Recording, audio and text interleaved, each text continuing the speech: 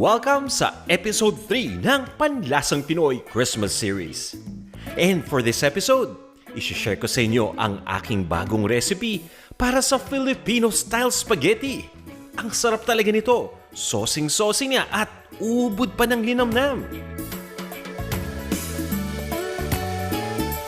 Makikita ninyo yung listahan ng mga ingredients sa description ng video.